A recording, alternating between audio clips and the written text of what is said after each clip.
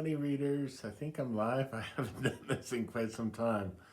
Um, yeah, so I'm not even sure if the tripod is where it needs to be actually. So let's see here. Yeah, I think it's kind of okay. And it doesn't look like we have anybody joining just yet. So I will keep. I'm gonna lower this a little bit. I think. Yeah, right there. So, hey, Lukash. Am I coming through okay? Let me know.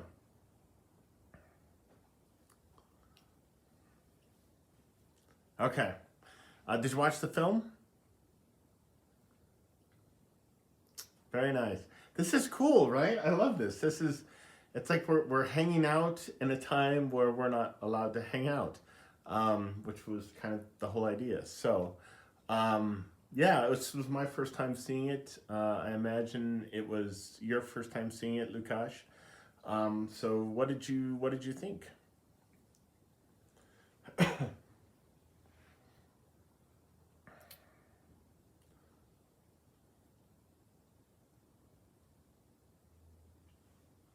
So you might want to know. It's cool you enjoyed it. You might want to know that the woman who wrote and directed it, Nicole Holofcener, she co-wrote the screenplay for the movie that you watched last time you were here visiting me and Kelly.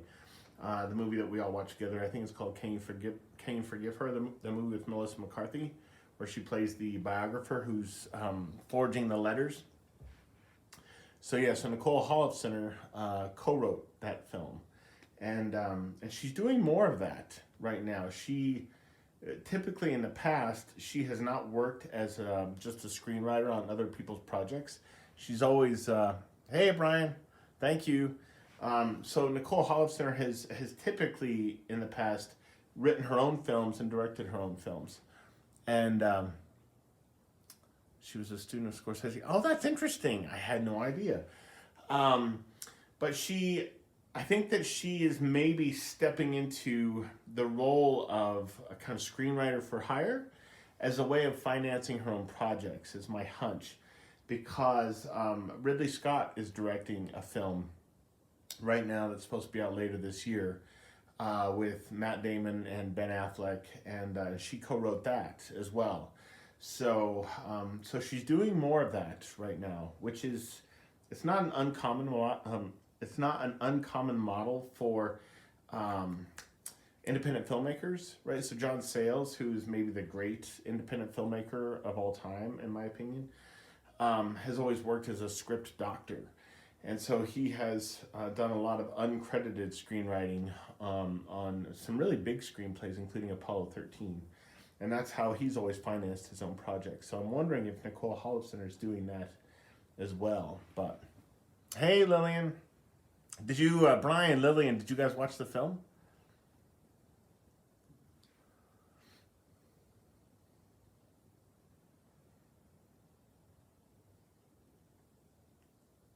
Brian watched it. Very nice. Oh, this is so great. I'm wondering if we. Oh, that's okay, Lillian. I'm wondering if we couldn't do this more often, not just in the age of quarantine, but maybe, yeah, this could be like a monthly feature where we find a film to watch together and then just gather together to talk about it afterward. But so, just a little bit about Nicole Holofcener. The first film of hers that I ever saw, and it might have actually been her first movie, was way back when I was in college, and it was called Walking and Talking, and it starred Catherine Keener and Anne Heche, and I think Liev Schreiber was in it. And this was before Anne Heche went totally batshit crazy. And it's a wonderful film, Walking and Talking, and I haven't seen it. God, I probably haven't seen it in um, at least 20 years. I don't think it's ever been released on DVD. I haven't looked to see if it's streaming anywhere or anything like that, but the film that she made after that, directly after that, which actually we own on DVD, is called Lovely and Amazing, which was really wonderful as well. That starred Catherine Keener too. Catherine Keener was kind of her, Nicole Holofcener's muse for a long time, in much the same way I think that Stephen Ray was Neil Jordan's muse for a long time, and may have kind of become his muse again. But yeah, Catherine Keener's fabulous. And I think Catherine Keener was in, I think she played James Gandolfini's ex-wife in Enough Said, which was maybe Nicole Holofcener's most recent film, which also starred Julia Louis-Dreyfus. And I think that was James Gandolfini's last movie. And we had that on DVD as well. And that's a really terrific movie.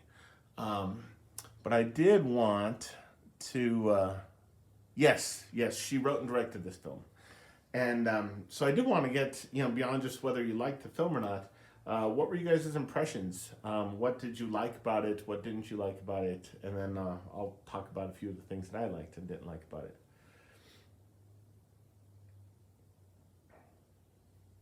Kelly's downstairs reading, by the way, and Blue is over there on the rug. To John Updike. Well, it might be. Yeah, I suppose. I didn't realize until the opening credits that it's based on a novel. So I'd be kind of curious to look that up. I haven't actually read any of Updike's fiction. I've only read John Updike's poetry and maybe one or two of his essays. No, that's not true. I have read one of his short stories. Did Updike write a short story called, I think it's called the A&P or something like this? I think I read one of his stories called, it was about a grocery store that, yeah, maybe it wasn't Updike, but that was back when I was in college.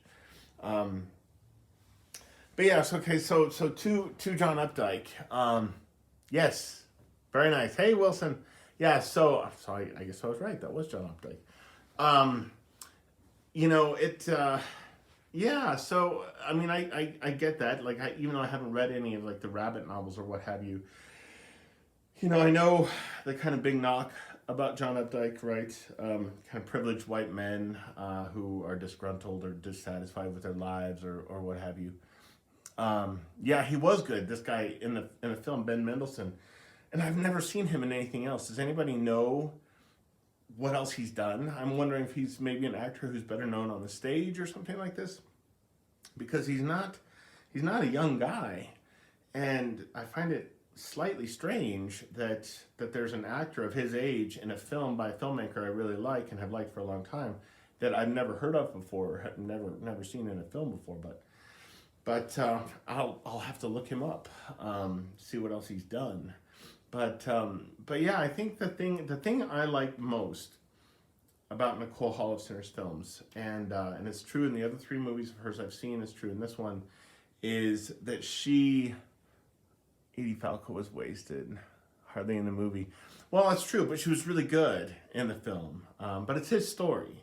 Edie Falco, Brian, have you ever seen John Sayles? Speaking of John Sayles, John Sayles' film Sunshine State. Edie Falco was wonderful in that, and I really felt like she should have gotten an Oscar nomination for Sunshine State. That came out like 18 years ago, but and then you're in Texas too, Brian. Yeah, so you should look for it, and then and look for John Sayles' film Lone Star as well, since you're down in Texas. But the thing I love most about Nicole Holofcener's films is that so I've been talking a lot about how I haven't liked how cynical Parasite is. I've talked about it in a couple of videos. And the thing about Nicole Holofcener's films is, even though you've got characters in her films that are doing unlikable things, there you go. Yeah, right on. Yeah, John Sayles is awesome. So Sunshine State with Edie Falco was written and directed by the guy who made Lone Star. And it's wonderful as well. But the characters in her films they're flawed. They are sometimes cruel. Just like what's the actress's name? Connie Britton. When he was insulting the book that she had on her nightstand. She says, "You're mean," and and I think in a lot of films, I think that we're given characters who are contemptuous or mean or cruel or cynical, and that's it, right? But Nicole Holofcener, I really feel like believes in people, and I think she has more faith in people, certainly more faith in people than I do, and I really love that about her films. I love that there are windows for redemption of even the worst characters in her movies. And in this movie, I mean, we see this man who really wants his son. There you go. Yeah, I've only seen Eight Men Out one time, and you know, and I liked it, but didn't love it. But then again, I haven't seen a John Sayles film that I dislike, so that's saying a lot. Actually, I mean, the bar is very high with him. But you know, in this film, we had this man, this middle-aged man, who is constantly demanding that his son grow up, that his son be an adult. Right? He's 27 years old, and at the same time, the irony is that he's not growing up, and you know, his wife's friends. There's something really immature and stunted about them as well. And Edie Falco, right? She's been sleeping with this man for 2 years, which means for 18 months while she was still married. You know, none of the characters in the film are as grown up as they could or should be. But I think that's kind of just part of life, right? I mean, I'm 45 years old, and yeah, and I still flip people off while I'm driving, right? That's something that 18-year-olds do. I probably shouldn't do that in the state of Wyoming, where most people have guns in their cars, I would guess. But I get so mad while I'm driving, and I shout at people, and I flip them off, and sometimes I feel guilty about it afterward, not always, but it's an immature thing, right? Even though I'm 45, I mean, I still do things or think things that I shouldn't, right? You know, that are shameful. I love that the first time he has sex in the film, which is also the last time that he successfully has sex in the film, he sees that book on the woman's nightstand, right? And I think it's called Living with Shame, which I thought was, yeah, that would be a killer. That would bring about, or could conceivably, no pun intended, bring about an onset of impotence in midlife. But yeah, so that's really the thing that I love so much about her films, is she seems to really understand people, and she seems to really love people. Yeah, it does make him unlikable, I agree. But at the same time, like, I was still rooting for him, if that makes any sense. Whereas, you know, the characters in Parasite, I don't want to spoil anything about Parasite, but they're just hideous, and you're not rooting for them. You know, you don't like them. And I missed that comment, I'm sorry. But, you know, you don't want to see them succeed, because they're doing things that are cruel and that are by design and they're orchestrated. And this is just a guy who, you know, he's unlikable, but he's just floundering through life, and he can't figure anything out, and he doesn't know who he is anymore, and you know, and he doesn't even know how to go about lying to impress people, and you know, and I think it's more to do maybe with the performance than anything else. That even though the character is unlikable, the actor portrays him in such a way that you want things to work out for him. If, you know, for his son's sake, if for no other sake. And that's the thing I just really love about her films, is that she's a really sensitive observer of people, and she's really honest about how people are, and but she gives them room to grow, and she gives them room to get better. Yep, I agree. And I don't know how old Thomas Mann is. You know, I just know he played the teenager a few years ago in Me and Earl and Dying Girl. But, yeah, I mean, he could be 27 in real life. What Thomas Mann played the son. Yeah, played the son. And he was the main character in Me and Earl and the Dying Girl. But anyway, yeah, I mean, that's really, I don't know, that's really what I love so much about her films. And I had a feeling I was going to feel the same way about this movie. That sounded horrible. I had a feeling I was going to feel the same way. But it was true, you know. I mean, I settled right into it, and you know, and her films are just so, they're kind of gentle, and they're kind of raw at the same time, and you don't always like the people that you're encountering, but you do kind of come to love them in the end. And even Edie Falco, right? I mean, she'd done this horrible thing with sort of hooking up with this guy for a couple of years. Nothing wrong with going Peter Pan once in a while. Um, yeah, there you go, Lillian. That's right, Peter Pan. But in the end, you come to love them and you come to have some sympathy for them.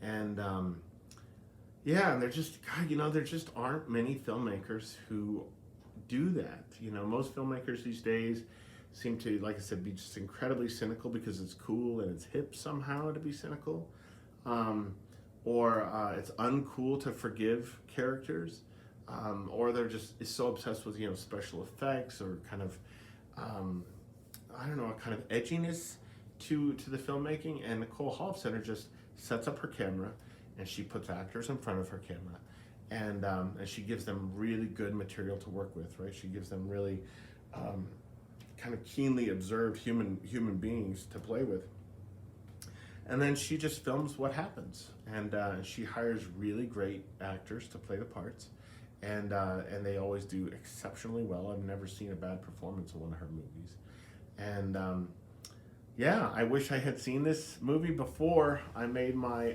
favorite films of 2019 video, because this might have cracked the top 5. I don't know. Yeah, there's just something really special, I think, about her movies. Kind of cool, even though I didn't see the movie. Well, Lillian, we will try and do these more often in the future. I'm glad it's working, actually, because there have been live chats that I've tried to do in the past that have. Lukash wants to know, what do you make of the title? So again, right? I mean, I talked about the irony of him demanding that his son grow up, even though he himself can't seem to grow up. And I felt like the title was just deeply ironic, right? The Land of Steady Habits. If there's anything about these characters in the film at all, especially his character, is that he is completely aimless. He has no routine. He has no pattern in his life at all.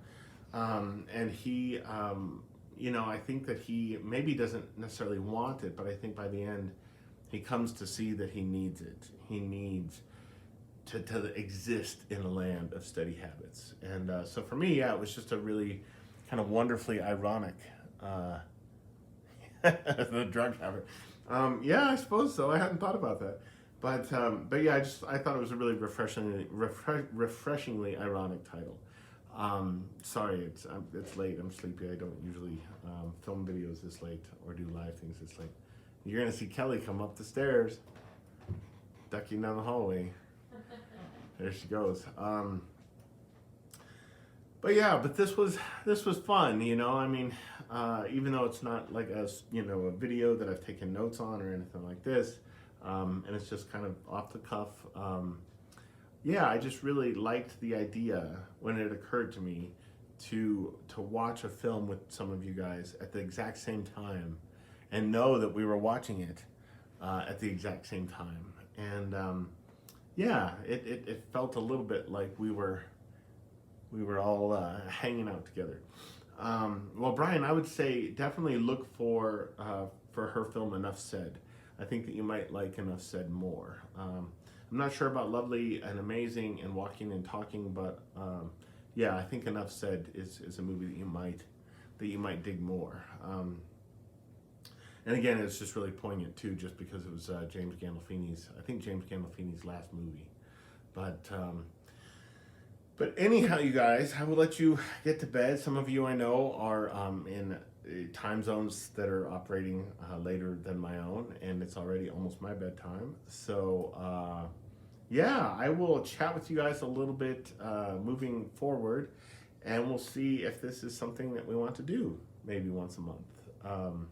Maybe even once every week or every 2 weeks for the time being, while we're all self-isolating and quarantine and what have you.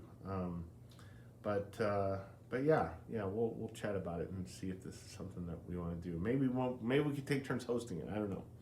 But anyway, it was great to hang out, wasn't it? Yeah, this was so much fun. But anyway, you guys, I will talk to you again soon. I will be posting my first Mammoth update here in the next couple of days. I have 15 pages left to read. not in the book, but in the first kind of section that I want to talk about, which is really the first 250 pages of The Mirror and the Light. So I don't think any of you are reading that with me right now, but anyway, just in case you've been curious where this co-host and creator of March of the Mammoths, don't mention mammoths, I completely fail. Well, I think a lot of us are having a similar problem right now, Brian. I know that you kind of conquered yours by reading some kind of more pulpy stuff. I think Elmore Leonard or something, I can't remember. Howdy. But but yeah, it's been exceptionally difficult to read the last few weeks. And, and it occurred to me today that part of it is it's not just because, speaking for myself, it isn't just because I've been preoccupied with the news, although that is part of it. But it's also just because, we're all figuring out a new way to live right now. And granted, it's going to be a temporary thing, but, when part of your brain is constantly thinking about what you have in your fridge and your cupboards, and another part of your brain is trying to, be creative and resourceful and trying to think of how to use those things to make meals. And then another part of your brain is trying to figure out how to work from home, what that looks like, how to, arrange your time. And another part of your brain is thinking, okay, well, I do have to get outside once in a while. And so I've been going out in the backyard and just kind of walking in an oval in the backyard, which is nice, but at the same time, sometimes it makes you feel like you're in prison and you've been let out in the yard for 30 minutes of exercise, which is a little bit weird. So, if your brain is being pulled in all of these kind of different directions and into these different compartments, yeah, there's just not a lot of concentration left over. Yeah, cabin fever, exactly. I've left the house once in the last, I don't know, 12 days, 11 days, something like that. But anyway, yeah, so that's where my mammoth updates have been. But like I said, I should have my first one up soon. But anyway, you guys, thanks for hanging out with me, and I will talk to you all again very soon. Adios. All right, I'm not even sure how to turn this off. Let's see. I think I'll push that there. Hey, Paul.